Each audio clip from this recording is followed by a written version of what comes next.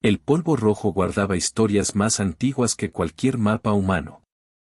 La noche sobre Eritrea no tenía piedad, solo recuerdos adheridos al metal. La nave tocó la atmósfera como una moneda lanzada contra un reloj detenido, todo se movió en cámara lenta, metal y plasma respirando contra la resistencia.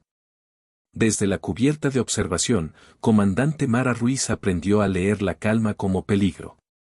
No había señales de vida comparable, no hubo transmisiones amistosas, únicamente un eco que venía de abajo, uno que parecía responder al latido artificial de sus sistemas. El primer vistazo era pedagógico y cruel, pilares como costillas erguidos hacia un cielo rasgado por una nébula lejana, superficies con fractales que no encajaban en los lenguajes humanos. Y gargantas de sombra que tragaban la luz. La cámara de la nave devolvió imágenes que parecían esculturas y trajes funerarios, e inmediatamente la mente humana buscó una pauta de culpa. ¿Qué habían hecho antes aquí? ¿Qué dejaron otros para que el silencio fuera tan absoluto? La misión no era curiosidad. No del todo. La humanidad llevaba años de silencio y rumores, sondas desaparecidas, colonos que jamás completaron la rotación, señales de radio que se cortaron como si alguien hubiera tomado la mano del cosmos y dijera basta. Eritrea estaba marcada en los mapas interestelares con una X blanca, no aterrizar. Los gobiernos, sin embargo, habían votado que la décima se pagara con presencia. No políticas en abstracto, hambre, orgullo, miedo. En la mesa de mando, un consejo de voces metálicas llamaba a la prudencia. Comandante Mara obedecía órdenes y mantenía en mente el nombre de su hermano, el rostro de una ciudad inundada en la tierra, la memoria de lo que se pierde si la especie deja de intentarlo. El descenso fue silencioso porque los astros respetaban esa ley antigua, donde existía una arquitectura demasiado perfecta, el universo concedía silencio por respeto o por miedo. Cuando el aterrizaje concluyó, una nube de polvo se extendió en slow motion, desvelando una entrada en forma de boca.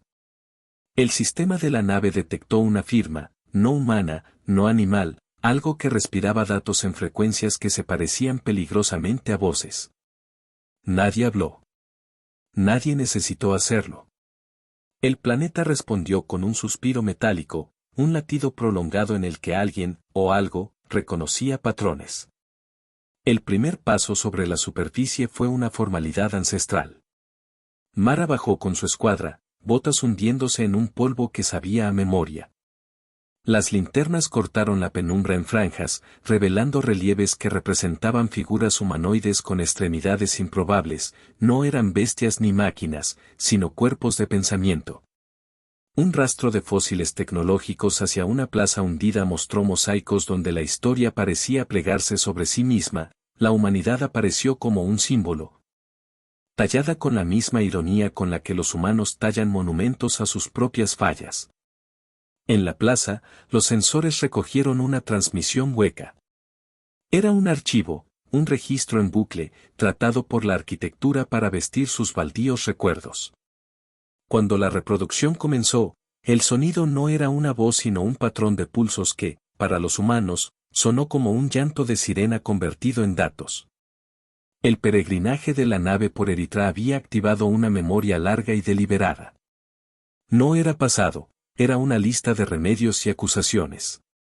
Las runas en la pared se encendieron en secuencia, como si alguien recitara poemas de advertencia. Comandante Mara sintió la primera punzada de miedo real, el planeta no solo recordaba a la humanidad, la etiquetaba. El equipo desplegó drones para mapear las cámaras internas.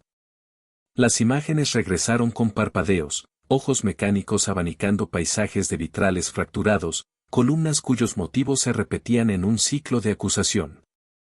Cada patrón tenía un eco de una misión humana pasada, una firma de radiación, una frecuencia de motor, un rasgo cultural.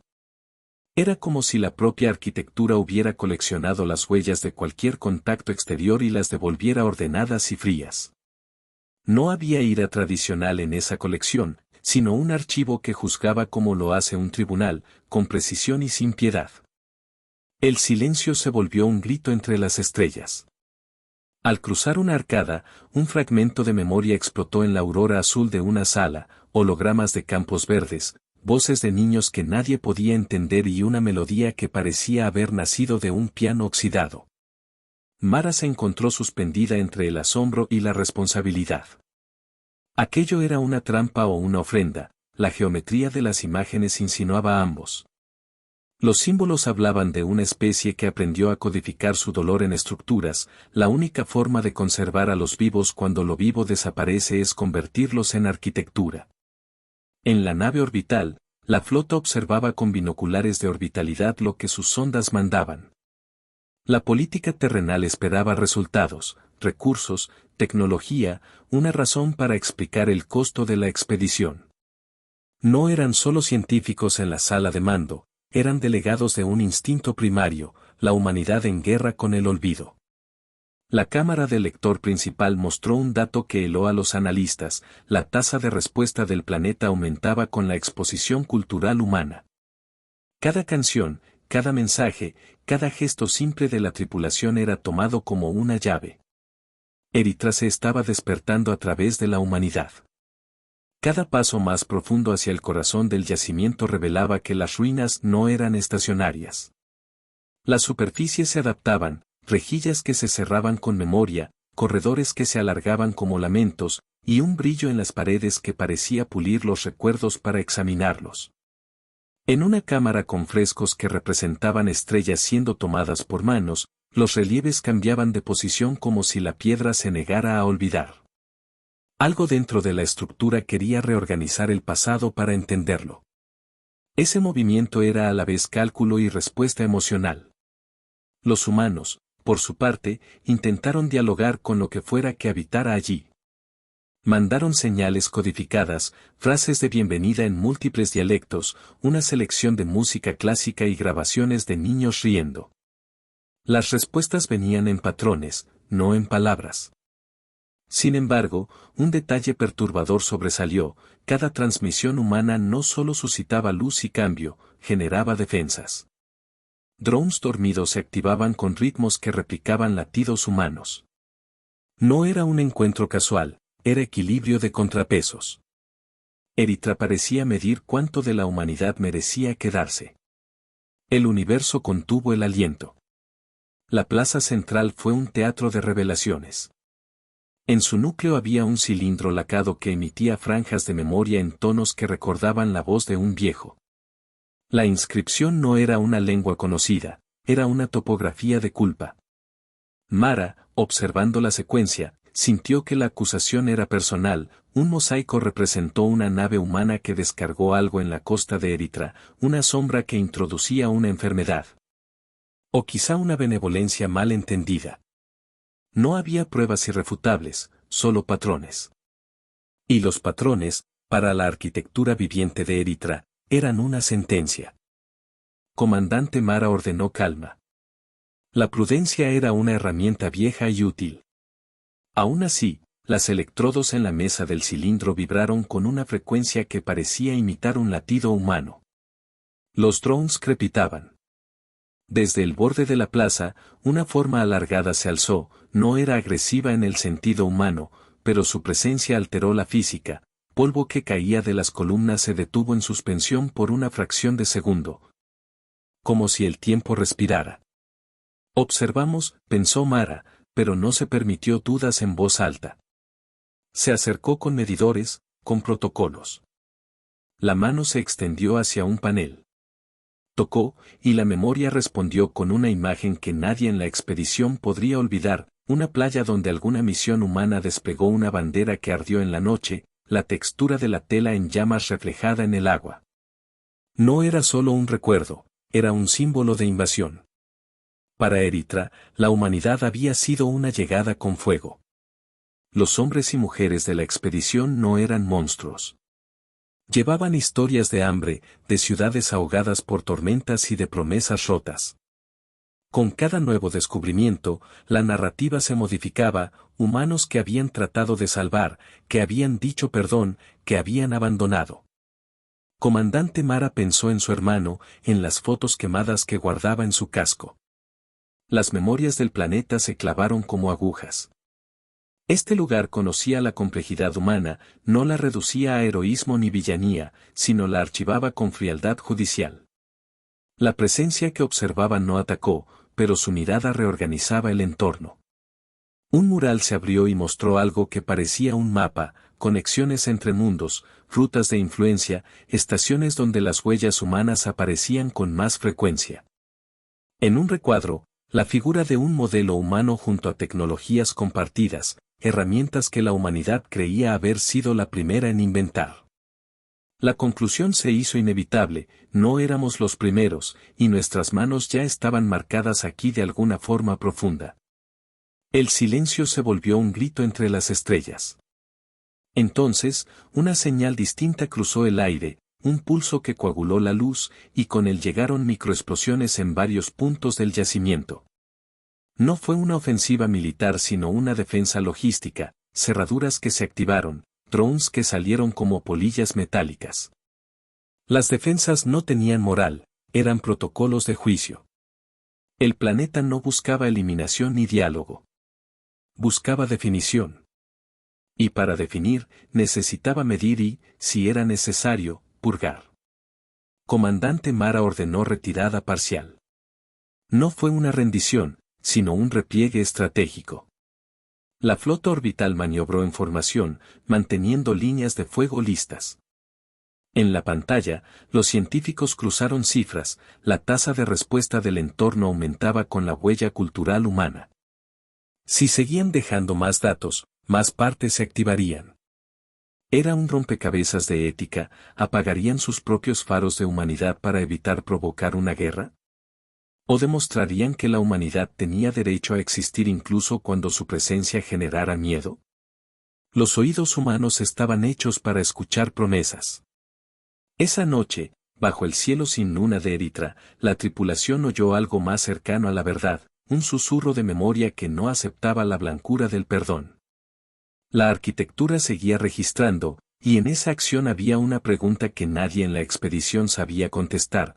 ¿Qué derecho tiene una especie para nombrar su presencia en el mapa de otros mundos? Los humanos no rezan. Actúan. El fuego de la primera noche sobre Eritrea dejó a la tripulación con una claridad cortante, no podían seguir actuando como si este fuese un descubrimiento neutral. La política del regreso prometía sanciones y honores, pero en la privacidad de la nave, el equipo discutía otra cosa, la posibilidad de que la humanidad no solo hubiera encontrado un mundo extraño, sino que hubiera dejado allí algo irreparable. Eso que dejaron podía ser una enfermedad, una biblioteca de mensajes mal entendidos, o el simple roce de una tecnología que cambió a quien la tocó. Desde la órbita, la magnitud del planeta se impuso. Eritrea no era un simple hemisferio, era una paleta de climas, cristales helados en uno de sus polos, mares de hidrocarburos en otro, y llanuras de polvo rojo en su cintura, y everything estaba tatuado con arquitectura. Las edificaciones no obedecían la estética por la estética, parecían capas de memoria, cada estrato conteniendo un capítulo. La nave de mando envió sondas que tradujeron los relieves a patrones de luz y sonido. Los analistas en la cubierta replicaron las traducciones en tablillas digitales y llegaron a conclusiones parciales que encendieron debates políticos en minutos. La humanidad, coronada por un gobierno interplanetario que aún se tejía, tenía intenciones. Algunas facciones querían reclamar, otras querían aprender, una tercera, poderosa red de corporaciones, ansiaba acceder a tecnología antigua con la voracidad de quien busca combustible. Para el Consejo Imperial Humano, la narrativa era sencilla: si la humanidad no reclamaba su lugar en Eritrea, otros lo harían. La reputación perdida por siglos de maltrato a la tierra podía curarse con un acto de coraje en nombre de la especie. En la práctica, curar reputaciones implica decisiones éticas que pesan como anclas. Comandante Mara, en su oficina, vio las proyecciones que mostraban rutas de influencia entre mundos. Eritrea aparecía como nodo crítico, su red de recursos y su archivo cultural podían redefinir alianzas. Ella no era ingenua, sabía que había razones prácticas para insistir, pero también intuía que el planeta estaba diseñado para probar a los visitantes. No con trampas morales simples, sino con preguntas que calan en la identidad. ¿Quién eres cuando te miran tus actos repetidos en el reflejo de otra civilización? Los equipos científicos se desplegaron en misiones segmentadas. Un grupo se concentró en el cilindro del centro de la plaza, otro penetró galerías subterráneas, un tercero se concentró en la biodiversidad residual, que era mínima pero presente en formas resistentes. Los pilotos que permanecieron en órbita trazaron patrones y observaron un fenómeno inquietante: cada vez que una muestra humana entraba en un subconjunto de la arquitectura, pequeñas manifestaciones biológicas reaccionaban. No eran simples defensas electromagnéticas, organismos microbials habitaban la interfaz entre la piedra y el aire. La hipótesis emergente fue dolorosa: la presencia humana no era ajena a la ecología de Eritrea. La tocaba, la cambiaba, y en algunos esquemas, la integraba como memoria. La tarde en la que el equipo principal descendió a las cámaras de almacenamiento, encontraron instalaciones revestidas de un material que respondía a la música. No era metálico en el sentido humano, sino una mezcla de cristal y tejido que vibraba con melodías y las convertía en almacenamientos de información. Los científicos conectaron un generador de sonido y replicaron una pieza de piano que un miembro de la tripulación había amado en la infancia. La reacción fue inmediata: el material pulsó y proyectó escenas de una estación marítima donde una comunidad verdosa había vivido. Las proyecciones describían intercambios, herramientas, semillas, antiguas transmisiones. En esos flashbacks, la humanidad aparecía no como conquistadora absoluta, sino como parte de una red irregular de contactos. La flota, entretanto, registró un aumento en la actividad geológica que coincidía con la exposición cultural. No era simple retroacción. Cuando la nave de suministros lanzó una cápsula con recuerdos humanos, mensajes a la casa, canciones populares y un archivo cultural de la Tierra, la respuesta fue proporcional. Las placas tectónicas del yacimiento parecieron escuchar y reorganizarse. Los geólogos en la plataforma de mando se vieron forzados a calcular la posibilidad de un evento catastrófico si seguían exponiendo a Eritrea signos culturales humanos de forma indiscriminada. En la cámara principal de investigación, se desplegó una máquina, un intérprete que trataba de convertir la memoria planetaria en un diálogo. Las interfaces chispearon, la máquina produjo secuencias que los intérpretes traducían con lentitud. Una serie de símbolos pareció converger en una palabra analógica, no lingüística, que sugería registro, juicio, preservación. La conclusión era inquietante y clara: Eritrea no solo preservaba, también juzgaba. El equipo discutió una estrategia que mezclaba prudencia con audacia: extraer datos, dejar pocas huellas y retirarse. Sin embargo, la idea de abandonar un archivo tan valioso era intolerable para muchos. La codicia no era una mala palabra, era una ley de supervivencia. En la sala de mando orbital, la voz de una diplomática insistió: si queremos proteger a la humanidad, debemos entender por qué fuimos registrados aquí. Si no, los demás mundos decidirán por nosotros. Las tensiones se hicieron visibles en rostros que nadie, fuera de ellos, podía ver. Mientras tanto, la arquitectura de Eritrea seguía cambiando, como un organismo que aprende. En una galería, los relieves se reorganizaron para mostrar una secuencia de eventos que incluía una figura humana que pedía ayuda y luego desaparecía entre hormas de luz. La estructura no prestó favores, lo que hacía era reconocer patrones de dolor. En el vientre de la galería, los sensores captaron un pulso rítmico que se parecía al latido de una caja torácica. Nadie había detectado vida orgánica similar a alto nivel, pero la resonancia era inequívoca: algo, de algún modo, estaba vivo en esa masa de arquitectura. El equipo científico propuso un experimento: introducir una muestra de agua de la Tierra mezclada con un corte de ADN humano en un dispositivo de la sala para medir la reacción. Fue una decisión moralmente cargada. Algunos argumentaron que era la única forma de entender la relación entre la humanidad y Eritrea, otros dijeron que significaría dejar huellas irreversibles.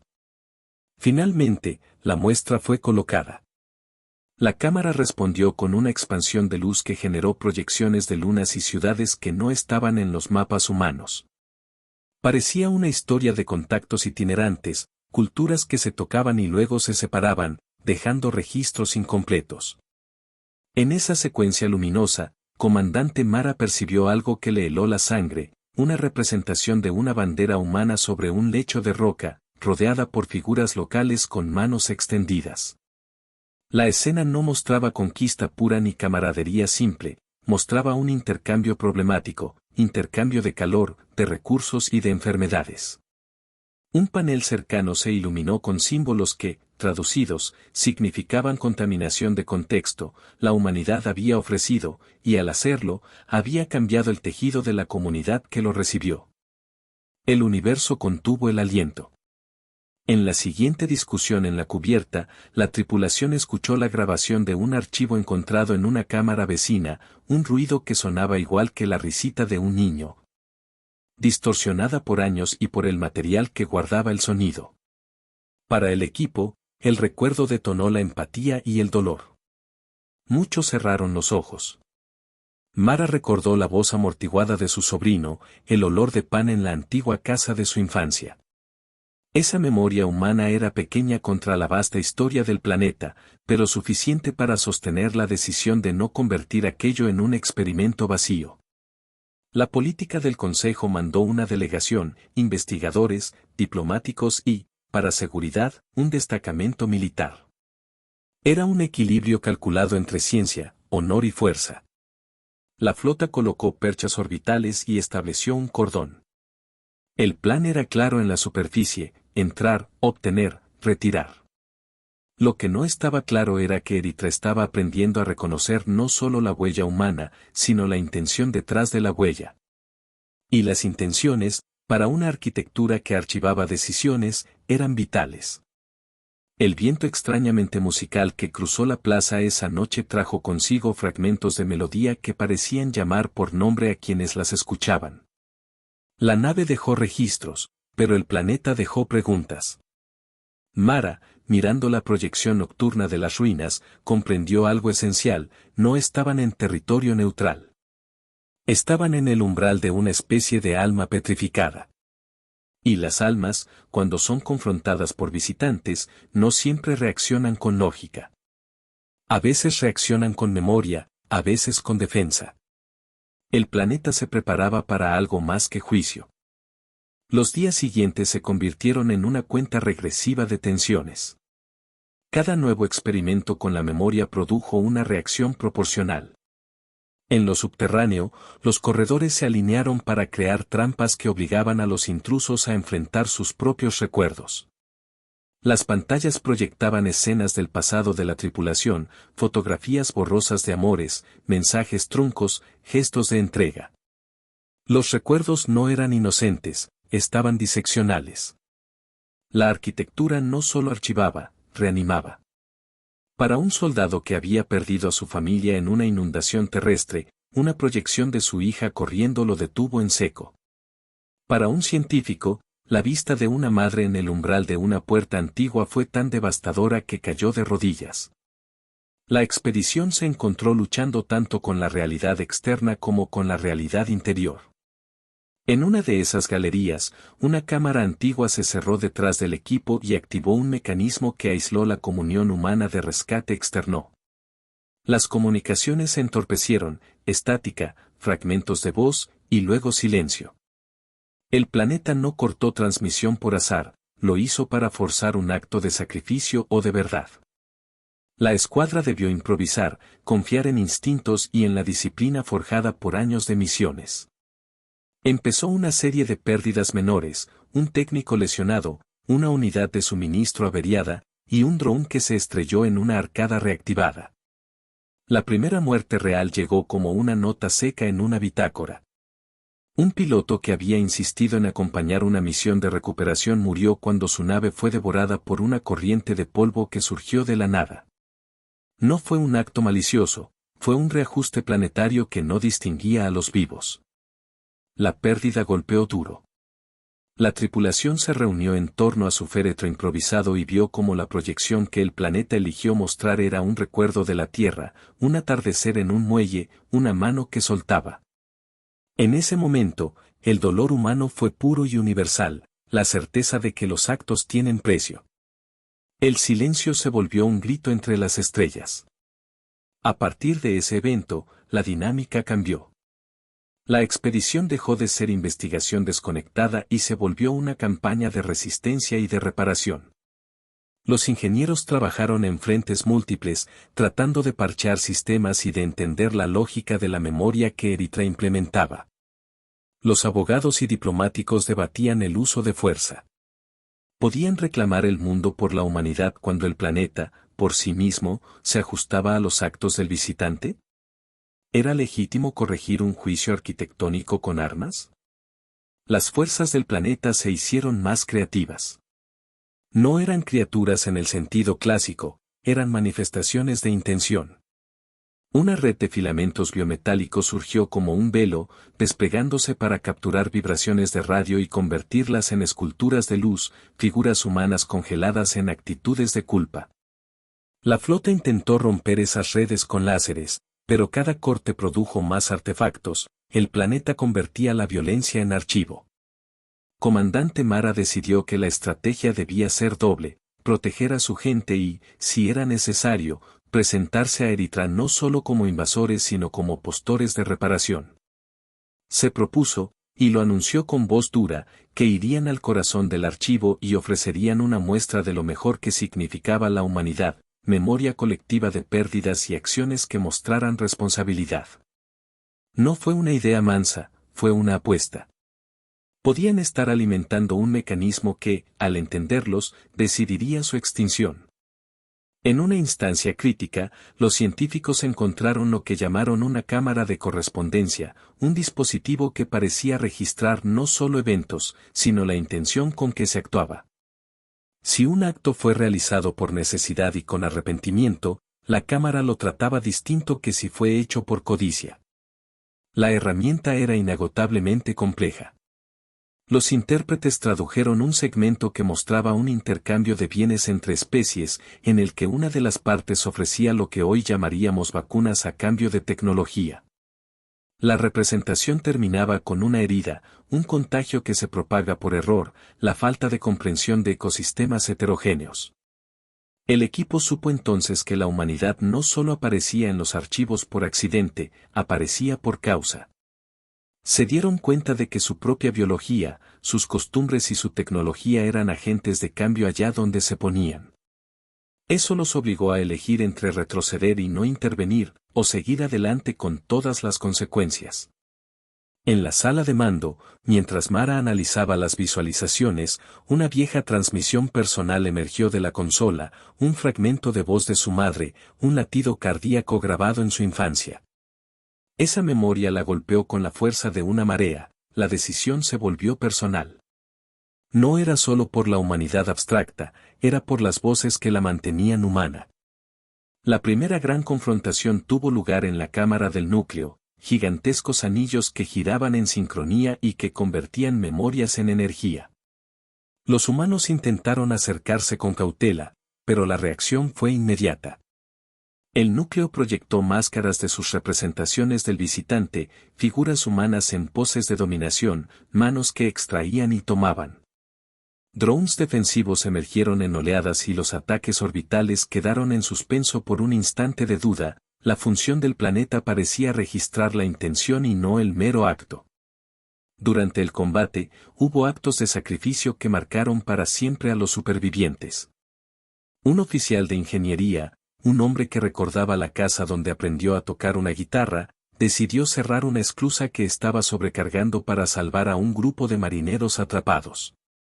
Sabía las probabilidades, la presión lo aplastaría. Lo hizo de todos modos. Su última visión fue la proyección de su hija jugando en un jardín. La expedición grabó su nombre en piedra. El acto fue simple pero revelador, la humanidad pagaba con carne, pero también con intención. Los sacrificios hablaban más fuerte que las cifras. El universo contuvo el aliento. Dentro de la cámara del núcleo, hubo también un momento de traición y de redención. Un científico, seducido por la idea de acceder a tecnología prohibida, intentó desconectar un módulo que regulaba la retroalimentación de memoria. Su plan era vender esa información. Fue descubierto por su compañera, una joven ingeniera que había perdido su pueblo en la Tierra y que ahora veía a Eritrea como una especie de santuario de recuerdos. En el forcejeo, la línea narrativa del archivo se distorsionó, las proyecciones mostraron simultáneamente la ambición humana y el arrepentimiento. La traición quedó grabada en la arquitectura con tal claridad que la cámara del núcleo replicó la escena en bucle como una advertencia. La tripulación se dio cuenta de que no podían usar la fuerza ni jugar a ser mercaderes de la memoria. Eritrea no era un botín. Era un espejo. La decisión moral que enfrentaban no era si conquistar o no, sino qué clase de especie querían ser cuando alguien más los mirara y archivara su historia. Los argumentos tácticos, por una vez, cedieron terreno ante los filosóficos. Comandante Mara, sintiendo la gravedad del momento, preparó un plan arriesgado que combinaba la técnica con la intimidad humana, usarían la cámara de correspondencia contra sí misma. Ofrecerían, desde sus propios cuerpos y registros, pruebas de dolor y arrepentimiento que no podían ser fabricadas por el simple interés corporativo. Reunieron cartas, grabaciones de pérdidas, música, y el registro del soldado que se había sacrificado. Todo ello debía ser presentado sin matices de propaganda, veracidad desnuda. La noche previa a la ejecución del plan, la tripulación se reunió alrededor de un pequeño improvisado memorial en la cubierta de la nave. Encendieron una vela sintética y escucharon música captada de la tierra, notas de piano que se estiraban en el aire y parecían decir que las cosas que se pierden son también las que nos enseñan a seguir. Para muchos, esa música fue más convincente que cualquier argumento político. Para Mara, fue un recordatorio de lo que era en juego, la posibilidad de que la humanidad fuera vista no como una fuerza destructiva sino como una especie capaz de arrepentimiento y de reparación. La cámara del núcleo desató su verdadero llamativo cuando la expedición activó la ofrenda. El cilindro recibió las muestras humanas y las procesó con una lentitud que dolía, cada archivo fue comparado contra los estratos de la memoria planetaria, cada nota musical confrontada con patrones de intercambio. La reacción, cuando vino, fue espectacular. Las paredes vibraron hasta parecer líquidas y la luz explotó en fractales. La SYLTH, la palabra que los analistas finalmente acuñaron para referirse a la inteligencia planetaria, se reconstituyó no como una entidad singular sino como una red de voces, registros y defensas. Sus respuestas eran tanto culturales como tácticas. La transformación llevó a una escalada que fue física y simbólica.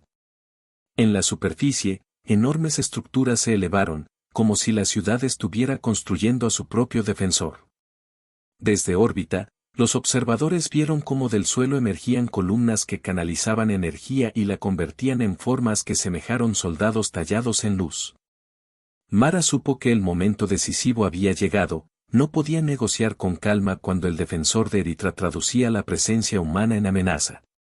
Los combates, por ende, no fueron simples intercambios de proyectiles. Fueron debates materializados. Cada ataque humano se convirtió en una proyección dentro de la cámara del núcleo, imágenes de ciudades arrasadas, de banderas flameando, de manos que tomaban. Cada defensa de la SYLTH devolvía imágenes propias de justicia, muros que se cerraban sobre invasores y estructuras que borraban vestigios. En ese baile, las municiones fueron secundarias, las narrativas eran las que ardían. Comandante Mara decidió entrar en la cámara del núcleo en persona. No por heroísmo espectacular, sino porque entendió que la única forma de ganar era ofrecer en carne propia la prueba de intención que el planeta exigía. La operación fue suicida y magistral. Mara se ofreció a sincronizar su biografía con el dispositivo central para que la SYLTH pudiera leerla sin intermediarios. Era una acción que equivalía a exponer lo más sagrado de un humano a la mirada de otro ser. No era un acto de arrogancia, sino una petición de que su especie fuera leída con honestidad. El proceso de sincronización fue doloroso. Mara sintió su memoria tironeada y extendida a través de cables y de proyecciones. Vio su infancia como una cinta desgastada, la cocina de su abuela, el olor a café, la mano callosa de su padre. Vio también las pérdidas, edificios ahogados, la agonía de hermanos perdidos, la cara de su hermano en la foto quemada. La cámara lo escaneó todo, y la SYLTH reaccionó con un coro de imágenes y datos que se comprimían en una sola pregunta: ¿por qué merecen permanecer? En ese instante, algo terrible emergió. La cámara proyectó la peor versión de los humanos recopilada en sus archivos, episodios de rapacidad, experimentación y negligencia que llevaban marcas de lágrimas y sangre. El sistema no se equivocaba, la humanidad tenía historial. El tono de la SYLTH fue implacable y claro: ¿por qué no desaparecerían? En la sala de control, tanto la flota como las tropas sintieron la presión de una decisión que trascendía órdenes. Mientras la cámara del núcleo juzgaba, los drones atacaron las defensas emergentes con la última de sus reservas energéticas. Explosiones de luz y metálicas lluvias desfiguraron el paisaje. La geografía del lugar cambió, columnas se derrumbaron, arcos cayeron, y el aire se llenó de un rugido que parecía ser el llanto de la memoria. El universo contuvo el aliento. Mara no supo si su sacrificio alcanzaría. La sinapsis entre su historia y la cámara brilló con una intensidad que removió los recuerdos más profundos de la SYLTH, la propia historia de la red de memoria. Episodios de contactos anteriores con otras especies, heridas antiguas. Fue entonces que la SYLTH mostró algo imprevisto, una colección de actos humanos que no era negación sino reparación, proyectos de reconstrucción, curas improvisadas, gestos de cuidado. La cámara no podía solo condenar o absolver, debía articular ambas cosas. Mientras la cámara procesaba, ocurrió lo insospechado: la SYLTH comenzó a adaptar su definición de invasor. No lo hacía por compasión simple, lo hacía por cálculo. Verificó que la conducta humana no era monolítica sino contradictoria, capaz de destrucción y de redención. La proyección central se fragmentó en 1000 historias, y en la simultaneidad de esas historias, la SYLTH encontró una posibilidad de entendimiento. Si la humanidad podía presentar pruebas de responsabilidad continuada, quizá su presencia no necesitara ser borrada.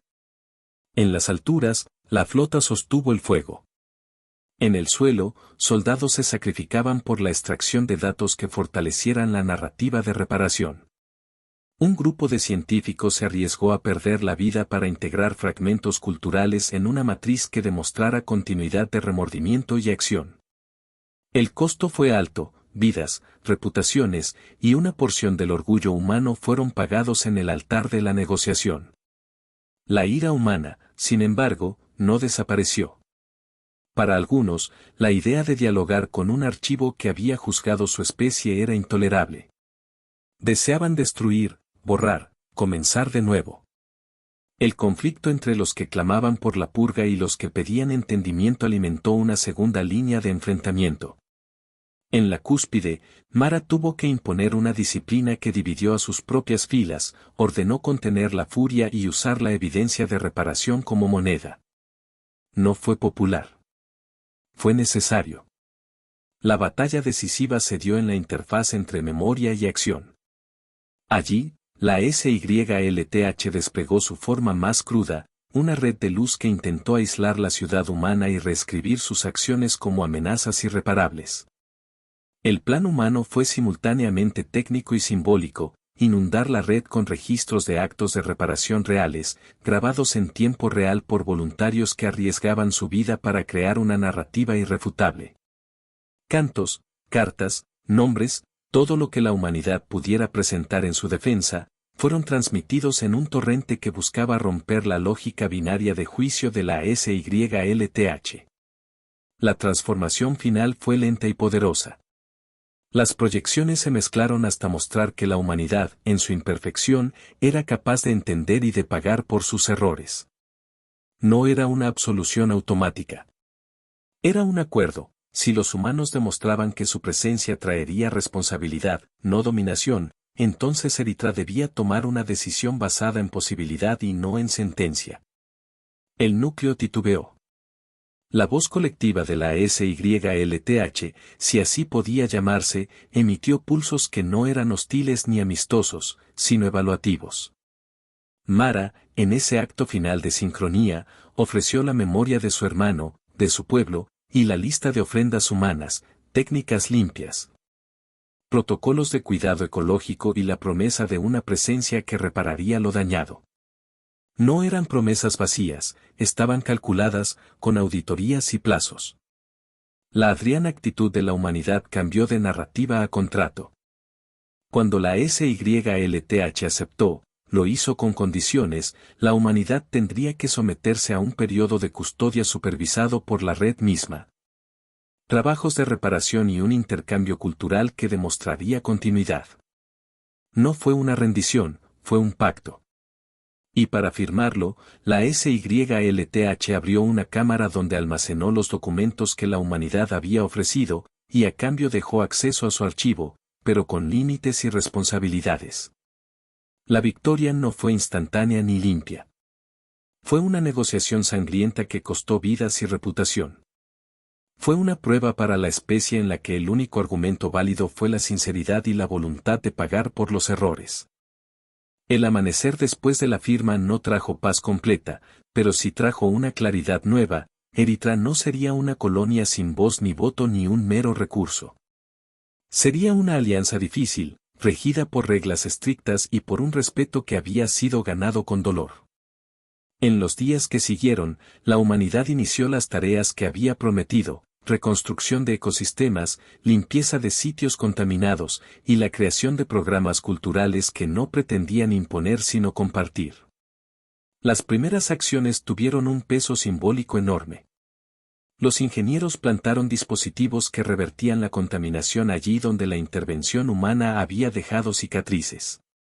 Los biólogos trabajaron con microbios locales para restablecer procesos que la humanidad había alterado siglos antes. Los diplomáticos se turnaron en un foro de diálogo con la SYLTH, ahora entendida como una cofradía de memoria que se comunicaba por medio de patrones y ofertas. La flota humana se quedó no como ocupante, sino como asistente a petición. Comandante Mara se convirtió en una figura ambivalente, para algunos, la heroína que negoció la supervivencia humana, para otros, la mujer que aceptó ataduras. Ella, sin embargo, pensaba en otra cosa. Cada noche, revisaba la lista de nombres que habían perecido y los que habían quedado. A veces, en soledad, tocaba una grabación de su hermano y lloraba en la penumbra.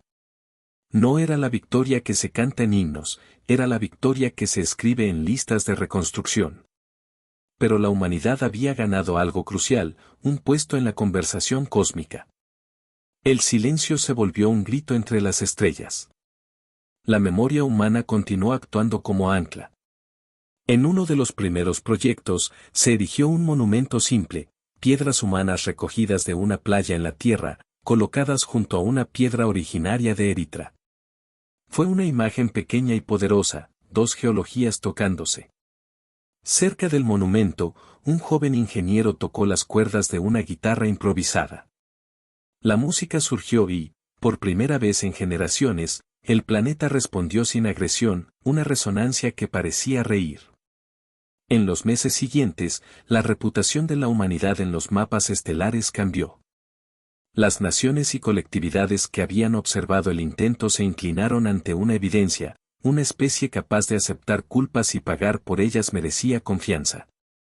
No todos los mundos la recibieron con abrazos, algunos permanecieron recelosos. El legado de aquellas decisiones, sin embargo, alteró la balanza política. No fue una conquista militar, fue una victoria moral y diplomática que reescribió historias. Un dolor profundo permanecía en los que habían llorado a los caídos. Se instituyeron rituales de recuerdo, pequeñas ceremonias en la plaza principal donde se habían sucedido los juicios de memoria. Mara asistió a cada una con la misma fe férrea. En una de esas ceremonias, un piano remoto tocó una melodía que, sin razón aparente, recordó la voz de su madre. La nostalgia la golpeó como una ola templada. Recordó los terrenos inundados de su ciudad natal, la sonrisa corrida de su hermano, y el olor de tierra mojada antes de que el mundo se volviera más duro. Era una memoria íntima en medio de una victoria pública, una pequeña humanidad que justificaba la lucha. Los archivos de la SYLTH se abrieron bajo supervisión. Los humanos pudieron estudiar técnicas de conservación, de cohabitación y de ingeniería sin recurrir a la dominación. Los intercambios culturales comenzaron con timidez, música, relatos de la tierra, y foros donde las dos formas de memoria discutían su significado. La SYLTH, por su parte, pareció aceptar la idea de que las acciones humanas podían contener intención reparadora y la valoró. El proceso sería largo, las reconstrucciones no se hacen con prisa. El mundo del festín y el duelo se mezcló. Hubo momentos de celebración, una pequeña cosecha de algas reconstruidas en una bahía que antes estaba muerta, la reaparición de un insecto bioluminescente que los biólogos habían pensado extinto. Pero también hubo noches largas y grises de llamadas a los hogares, de listas sin cerrar y de nombres que no regresaban nunca. Para Mara, el orgullo se mezcló con culpa. Entendió que la verdadera prueba de la especie no era la conquista, sino la capacidad de mantener un juramento de cuidado. En un patio de la estación de reparación, un niño humano tomó la mano de un joven SYLTH que había adoptado forma translúcida y musical. No había palabras, solo una música compuesta de dos ritmos diferentes. En esa secuencia, los observadores vieron lo que tantos habían esperado, la posibilidad de entendimiento. No era una fusión perfecta, era la creación de un nuevo dialecto, hecho de paciencia. Los recuerdos humanos seguían actuando como hilo conductor. En la noche de un aniversario, Mara fue a la plaza central donde tantas proyecciones habían juzgado a su especies. Allí, encendió una pequeña luz y dejó una grabación en la que su hermano hablaba sobre planes futuros que nunca se cumplieron. Fue un acto personal, y el planeta respondió, no con juicio, sino con una proyección suave que mostró un árbol que crecía a partir de la piedra. La imagen fue un símbolo sencillo, incluso donde hubo daño, había posibilidad de brotar. Los humanos no rezan. Actúan. Con el tiempo, la ocupación se transformó en administración compartida. La humanidad cumplió las promesas y la SYLTH ofreció archivos que cambiaron para siempre la comprensión humana del universo, rutas de intercambio cultural, técnicas de restauración, mapas de ecosistemas interconectados. No fue una sumisión, fue un aprendizaje colectivo que trajo consigo la humildad. La especie humana cambió su narrativa, ya no se veía solo como conquistadora sino como aprendiza, como guardiana. La reputación que se reconstruyó en el cosmos fue manufacturada con trabajo duro, memoria y pérdida. En la última toma de la estación, Comandante Mara caminó por la playa donde, antes, una bandera humana había sido un signo de intervención. Ahora, a la orilla, una placa sencilla narraba nombres y actos, quienes perdieron la vida, quienes ofrecieron ayuda, y una lista de compromisos cumplidos. Ella colocó la mano en la piedra.